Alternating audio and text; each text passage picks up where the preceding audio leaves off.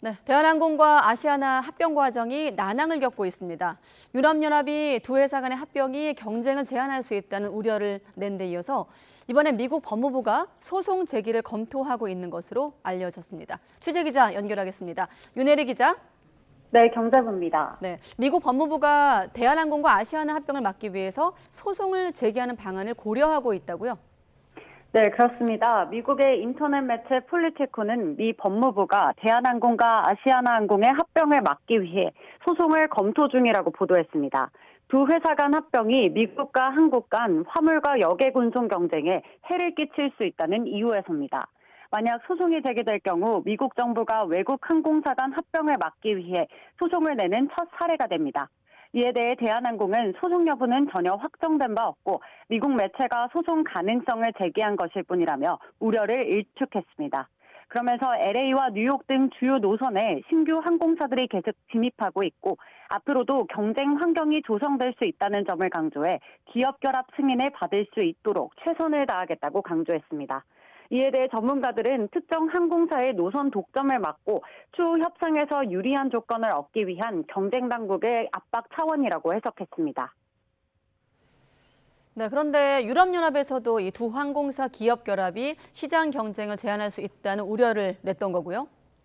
네, 유럽연합은 대한항공과 아시아나항공의 기업 결합 심사를 진행하고 있는데요. 우리 시간으로는 엊그제 새벽 유럽연합이 예비조사 결과를 담은 심사 보고서를 공개했습니다.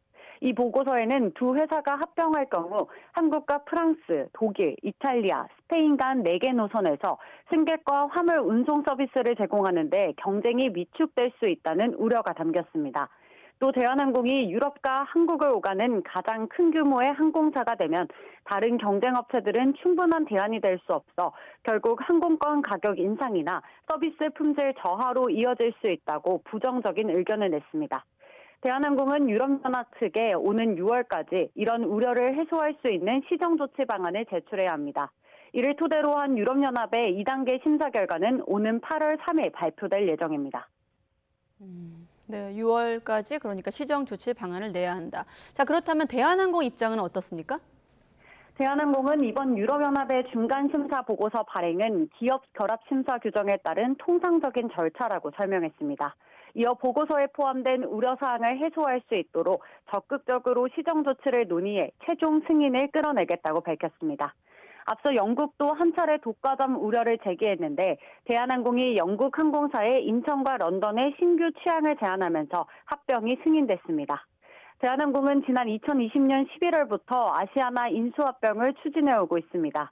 한국을 포함해 14개 국가의 기업 결합 신고를 했고 현재 필수 국가인 EU와 미국, 일본의 승인이 남아 있습니다.